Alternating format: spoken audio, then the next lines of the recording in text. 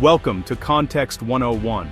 Please subscribe and hit the bell icon for more breaking updates. On January 3, 2026, the Ninth U.S. Circuit Court of Appeals struck down California's ban on the open carry of firearms. This landmark decision challenges one of the nation's strictest gun control frameworks and could reshape the Second Amendment debate nationwide.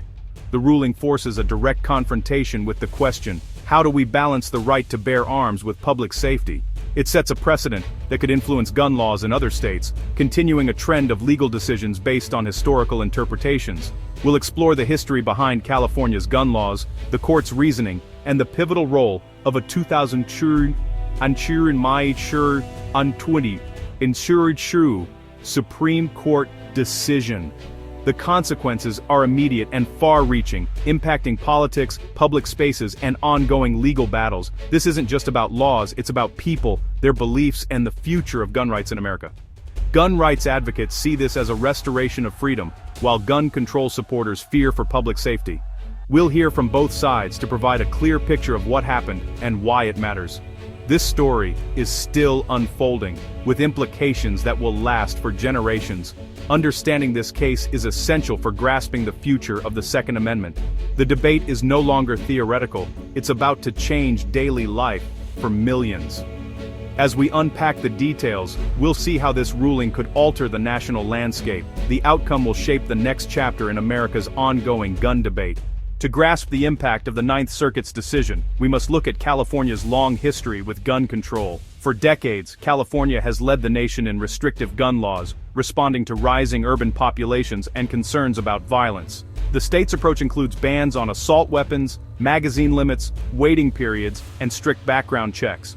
A turning point came in 2011 when California banned the open carry of unloaded handguns after activists exploited a loophole to protest existing laws. This law closed the loophole, creating a near-total ban on open carry in most of the state.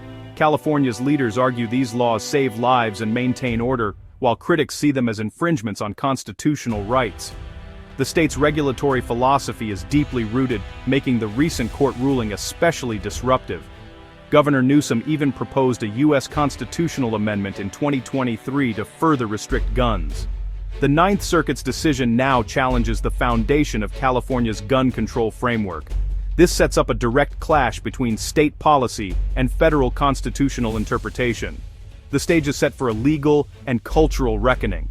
The outcome could redefine gun regulation across the country. California's open carry laws can't be separated from the events of 1967, when the Mulford Act banned loaded firearms in public. The law was a direct response to the Black Panther Party, who openly carried guns to monitor police and protest brutality. Their armed demonstration at the state capitol galvanized support for the ban. The Mulford Act's origins were steeped in racial and political tension, aiming to disarm a specific group. The recent Ninth Circuit ruling acknowledged this history, noting the law's roots in racial animus. This context reframes California's gun restrictions as not just public safety measures, but also tools of political suppression. For gun rights advocates, it's a cautionary tale about the misuse of gun laws. For supporters, it was necessary to prevent intimidation and maintain order. The legacy of the Mulford Act remains central to today's debate. The court's decision forces a re-examination of the motivations behind California's policies. The legal battle began in 2019, when Mark Baird of rural Siskiyou County sued to challenge California's open carry ban. Baird argued the law violated his Second Amendment rights and created unequal treatment based on county population. The ban effectively outlawed open carry for 95% of Californians, dividing rights by geography. After losing in district court, Baird appealed to the Ninth Circuit, a court known for skepticism toward gun rights claims. The three-judge panel included 2 Trump appointees and 1 Bush appointee, a composition that proved decisive. The case evolved from a local challenge to one with statewide and potentially national impact. Baird versus Bonta shows how a single lawsuit can reshape the rights of millions. The journey from district court loss to circuit court victory highlights the unpredictable path of constitutional litigation. This case is now a touchstone for the future of gun laws in California and beyond. The outcome demonstrates the power of persistence in the legal system. What started as one man's fight could change the law for an entire state. The stakes have never been higher. The Ninth Circuit's decision relied heavily on the Supreme Court's 2022 Bruin ruling. Bruin changed the standard for Second Amendment cases, requiring laws to align with the nation's historical tradition of firearm regulation. The Ninth Circuit applied this test, finding no historical precedent for banning open carry.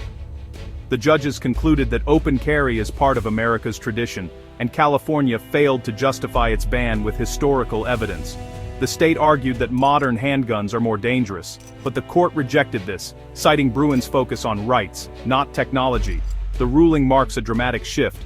Courts must now prioritize history over modern policy concerns. The Bruin precedent is forcing a nationwide reevaluation of gun laws. The Ninth Circuit, once a defender of California's restrictions, was compelled to reverse course. This decision signals that historical tradition is now the ultimate test for gun regulations. The impact will be felt far beyond California. The Ninth Circuit panel split 2-1, exposing deep judicial divisions. The majority accused California of deliberately crafting laws to deny citizens their Second Amendment rights. They argued that banning both open and concealed carry leaves no practical way to exercise the right to self-defense. The majority saw open and concealed carry as alternatives.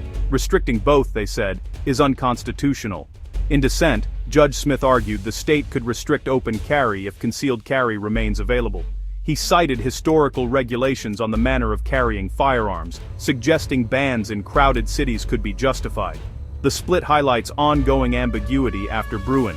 Does the Second Amendment guarantee a specific method of carry, or just a general right? The debate is far from settled, and future legal battles are inevitable. The panel's division previews the national struggle over the meaning of history and tradition. The future of California's open carry ban is uncertain, as the state prepares to appeal. An en banc review by a larger Ninth Circuit panel could reverse the decision, but for now, the ban remains in effect. If upheld, the ruling could make open carry legal in major cities like Los Angeles and San Francisco, a dramatic cultural shift.